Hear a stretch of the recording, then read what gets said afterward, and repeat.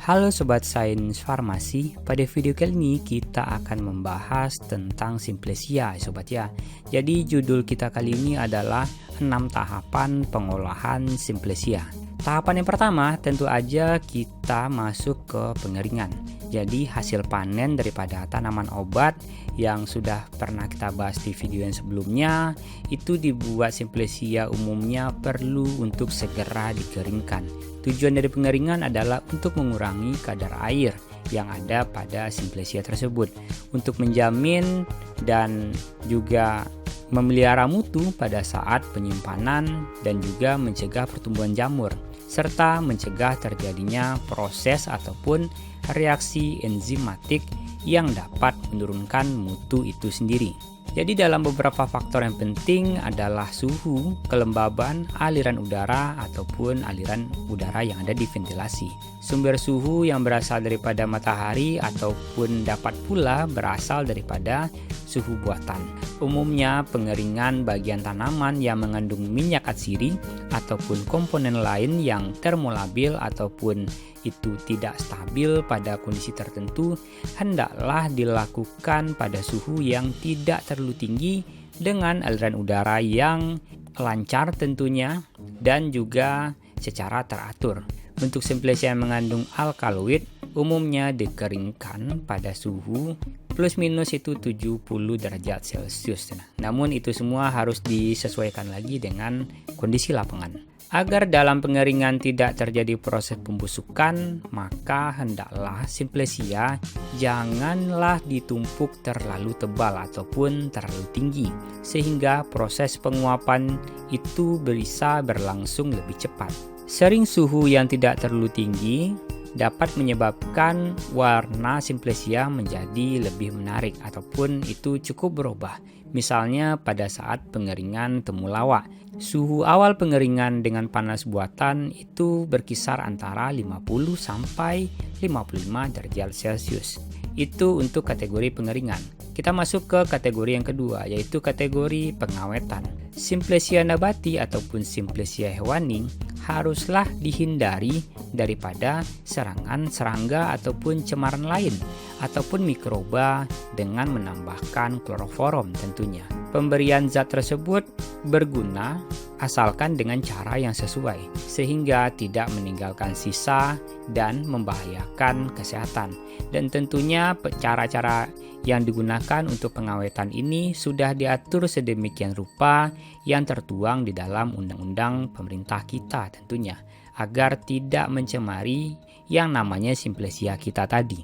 Yang ketiga adalah untuk kategori wadah.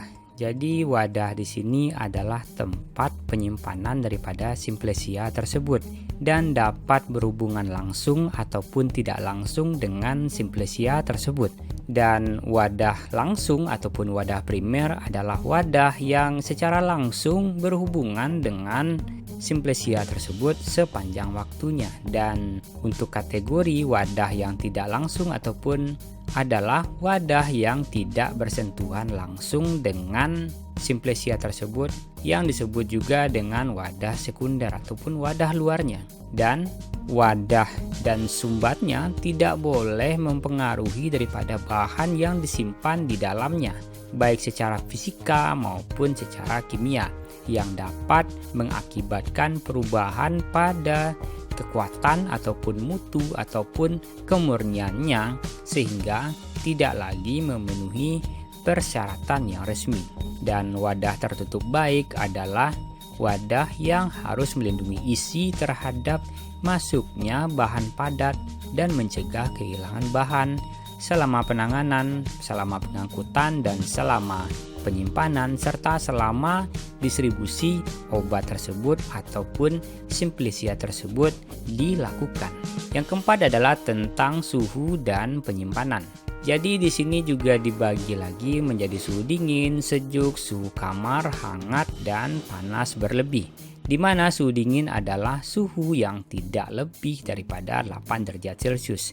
Lemari pendingin mempunyai suhu antara 2 sampai 8 derajat Celcius, sedangkan lemari pembeku mempunyai suhu kurang daripada minus 20 derajat Celcius. Sedangkan suhu sejuk adalah suhu yang berkisar di antara 8 derajat Celcius dan 15 derajat Celcius.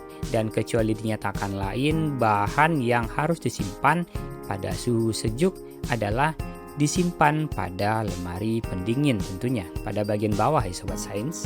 Berikutnya tentang suhu kamar yang merupakan suhu pada ruangan kerja ataupun suhu kamar terkendali adalah suhu yang diatur yang berkisar antara 15 sampai 30 derajat Celcius. Suhu hangat adalah suhu yang berkisar antara 30 derajat Celcius sampai 40 derajat Celcius, dan kondisi panas berlebih yaitu di atas suhu 40 derajat Celcius. Kategori yang kelima adalah tentang tanda dan penyimpanan.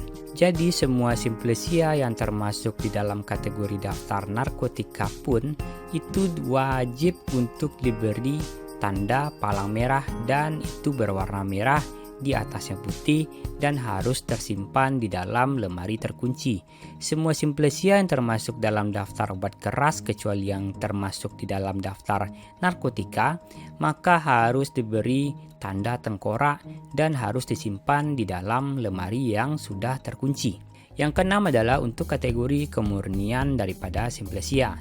Persyaratan simplesia nabati dan simplesia hewani diberlakukan untuk simplesia yang diperdagangkan, tetapi pada simplesia yang digunakan untuk suatu pembuatan ataupun isolasi daripada minyak kasiri misalnya, ataupun alkaloid, ataupun glikosid, ataupun zat aktif lainnya, maka tidak harus memenuhi persyaratan tersebut.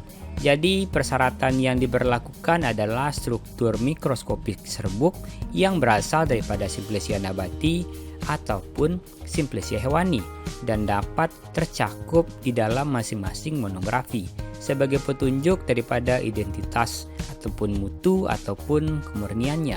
Yang ketujuh adalah tentang benda asing ataupun kategori zat asing.